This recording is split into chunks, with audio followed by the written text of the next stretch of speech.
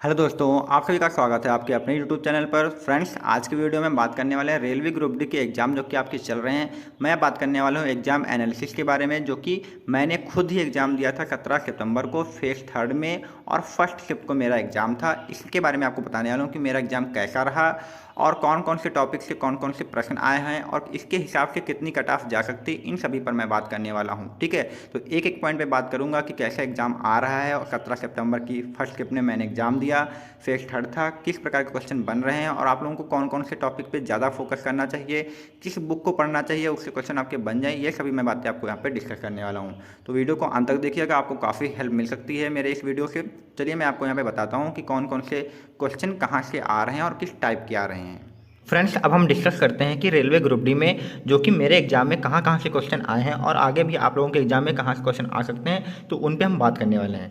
यहाँ पे सबसे पहले बात करते हैं कि मैथ जो कि हमारे 20 नंबर क्वेश्चन आते हैं, तो ये कहाँ कहाँ से मेरी शिफ्ट में आए। तो आपको बता दें, जो आयु संबंधी होते हैं, जो उम्र संबंधी होते हैं, जो कि आपकी क्लास 10th की साइंस में जो कि बुक में काफ़ी सारे क्वेश्चन उसमें वेस्ट में दिए हुए हैं, तो वहीं से क्वेश्चन आए थे मेरे एग्जाम में। कम से कम नहीं तो 3 क्वेश्चन यहाँ से आयु संबंधी आए हुए थे। सरलीकरण मतलब यही बॉडमास के जो लेवल के क्वेश्चन होते हैं बॉडमास संबंधित, ये भी हमारे में कम से कम नहीं तो 2 से 3 क्वेश्चन आए थे, तो ये भी हमारे 3 आए थे। और प्रतिशत की बात करें तो प्रतिशत में ज़्यादा नहीं आया था, प्रतिशत का सिर्फ एक सवाल आया था।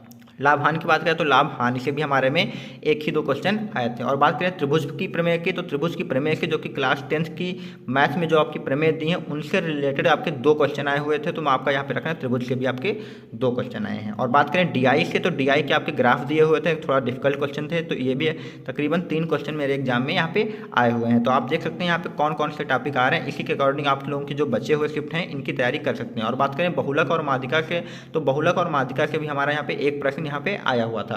बात करते हैं क्षेत्रफल और 2D, जैसे 2D का मतलब होता है कि बेलन के थे, घन के आयतन है, घन का आयतन है, क्षेत्रफल है, इनसे क्वेश्चन आए थे। तो हमारे एग्जाम में यहाँ पे क्वेश्चन इससे आए थे, 2 से 3 क्वेश्चन यहाँ पे आए हुए थे, एग्जैक्ट नहीं आते लेकिन 2 से 3 क्वेश्चन आए हुए थे। अब बात करते हैं त्रिकोणमिति का, तो त्रिकोणमिति का भी एक क्वेश्चन आया हुआ था। तो अप्रॉक्सीमेटली आप देख सकते हैं यहाँ पे 3 3 6 2 8 2 10 13 13 2 15 16 और 16 17 क्वेश्चन हमारे यहाँ पे हो गए। 1 2 क्वेश्चन और थे जो कि आपको पता होगा कि सारे क्वेश्चन याद रखना मुश्किल ही होता है। इसके बाद बात करते हैं यहाँ पे रीजनिंग की बात करें, तो रीजनिंग में यहाँ पे सिटिंग अरेंजमेंट जो कि हमारा होगा, सिटिंग अरेंजमेंट की बात करें तो यहाँ पे 2 से 3 क्वेश्चन सिटिंग अरेंजमेंट के आए हुए थे। रैंकिंग की बात करें तो रैंकिंग में हमारे 3 से 4 क्वेश्चन थे यहाँ पे रैंकिंग में, कोई पूर्व में बैठा ले गए थे, उत्तर में बैठा ले गए थे, ऊपर से नीचे के रूप में बैठा ले गए थे, तो इस प्रकार से कहते हैं। पजल से भी हमारा एक क्वेश्चन यहाँ पे आया हुआ था। और बात करें इनइक्वालिटी से, तो इनइक्वालिटी से भी 1 से 2 क्वेश्चन यहाँ पे आपके एग्जाम हर शिफ्ट में आ रहे हैं, मेरी शिफ्ट में भी आया था। और बात करें डाटा इनपुट, ये कोई नहीं बताता कि डाटा इनपुट से क्वेश्चन आ रहे हैं, तो बैंक का एक टॉपिक होता है डाटा इनपुट, इससे मेरी शिफ्ट में 2 क्वेश्चन आए हैं और कहीं कहीं 3 क्वेश्चन भी इससे आ रहे हैं, तो ये भी आपको अच्छे से तैयार कर लेना। अगर जिनका डाटा इनपुट नहीं तैयार है तो एक बार इसको देख जरूर लें। उसके बाद बात करें कि नंबर सीरीज के, तो नंबर सीरीज के भी क्वेश्चन कम से कम नहीं तो 3 से 4 क्वेश्चन आ रहे हैं, तो मेरे में 3 के आसपास ही क्वेश्चन इससे आए हुए थे। अल्फ़ाबेटिकल सीरीज की बात करें तो ये भी हमारे तकरीबन 4 से 5 क्वेश्चन अल्फ़ाबेटिकल सीरीज के आए हुए थे। बात करें सिलॉग की, तो सिलॉग से भी 2 क्वेश्चन आए हुए थे। इसके अलावा 1 2 क्वेश्चन और होंगे जो कि हो सकते हैं, मुझे याद नहीं रहे, ये मुझे मोटा मोटा पता हुआ है कि इतने क्वेश्चन यहाँ से आए हुए थे।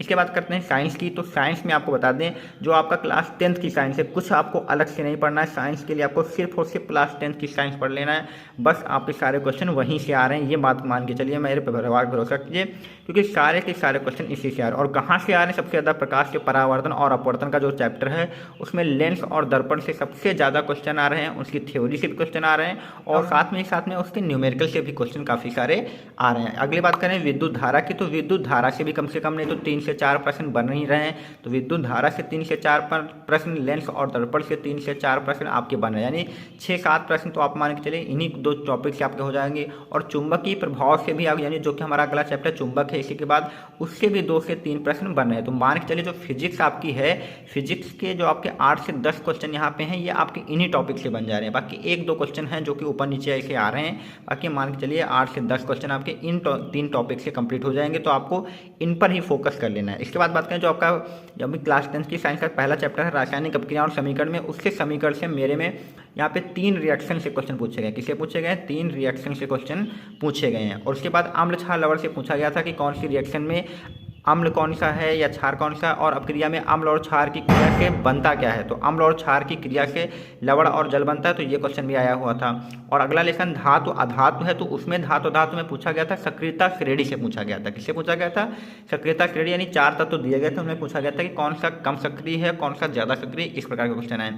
कार्बनिक यौगिक से भी मेरे एक शिफ्ट में क्वेश्चन पूछा गया था, तो इससे भी 2 क्वेश्चन यहाँ पे आए हुए थे। एक हमारा तो बॉन्ड से आया हुआ था और एक ऐसे ही आया हुआ था। अगला बात करें तो आवर्त सारणी चैप्टर से हर बार आ रहे हैं क्वेश्चन, तो एक इससे क्वेश्चन मेरे में आया, डोबे-राइनर के क्वेश्चन मेरे में आया हुआ था। बाकी आवर्त सारणी से बहुत सारे क्वेश्चन बन रहे हैं, परंतु मेरे में डोबे-राइनर से बना है। ठीक है, इसके बाद बात करें जीएस की, तो जीएस तो बहुत ही हार्ड थी मेरे शिफ्ट में, मुझे समझ में नहीं आ रही थी कि जीएस में क्या करूँ क्या ना करूँ। तो ये मुझे थोड़ा सा जीएस में याद है कि कहीं ना कहीं 1-2 क्वेश्चन नदी से आए थे, जो कि काफ़ी डिफिकल्ट थे, मुझे अच्छे से याद भी नहीं रहे। पॉलिटिक्स से मात्र एक क्वेश्चन मुझे समझ में आया, बाकी जो आया वो मुझे समझ में नहीं आया कि ये हिस्ट्री है या पॉलिटी ज्योग्राफी क्या है, कुछ पल्ले नहीं पड़ा।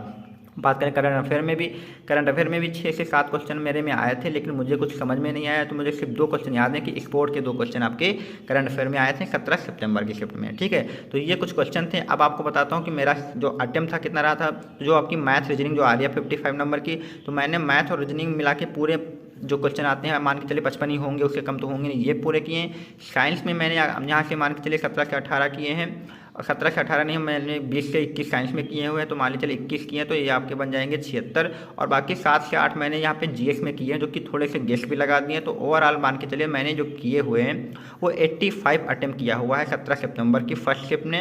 तो ये मैंने अटैम्प्ट किया, जिसमें से मैथ रीजनिंग मैंने पूरी की है। साइंस में 20 से 21 क्वेश्चन किए हैं, बाकी 8 से 9 क्वेश्चन मैंने जीएस और करंट अफेयर में लगाए हुए हैं, जो कि मुझे श्योर नहीं है कि मैंने सही किए होंगे। तो इसी हिसाब से अगर देखा जाए तो मेरे 10 से 12 क्वेश्चन गलत भी हो सकते हैं, और हो सकता है अगर ये मैथ रीजनिंग अच्छी गई तो 70+ भी रह सकते हैं। तो उसी हिसाब से मुझे कट ऑफ लग रही है कि कहीं ना कहीं जो जनरल की कट ऑफ होगी, अगर जिनके नंबर यहाँ पे 65 से 70 के बीच में होंगे, तो वो लोग अपने आप को सेफ मान के चल सकते हैं। यानी 65-70 के बीच में अगर इस शिफ्ट में हैं तो वो सेफ हो सकते हैं। और बात करें ओबीसी की, तो ओबीसी वाले 63 से 67 के बीच में अगर नंबर ला रहे होंगे तो अच्छा स्कोर माना जाएगा, क्योंकि पेपर थोड़ा सा लेंदी था। उसके बाद एससी की बात करें तो एससी वाले 58 से 60 के बीच में भी होंगे तो भी उनका अच्छा ही पेपर कहा जाएगा। और एसटी वाले अगर आसपास 55 के हैं तो उनका पेपर अच्छा माना जाएगा। तो ये मेरे हिसाब से कट ऑफ रह सकती है इस शिफ्ट की। इसी के अकॉर्डिंग आगे पीछे तो 1-2 नंबर हो सकता है। तो आप लोगों को आई होप ये वीडियो पसंद आया होगा। अगर इससे आपको कोई भी हेल्प मिलती है तो अच्छी बात है आप लोगों के लिए, अदरवाइज ऐसे चैनल को सब्सक्राइब करें ऐसी जानकारी के लिए।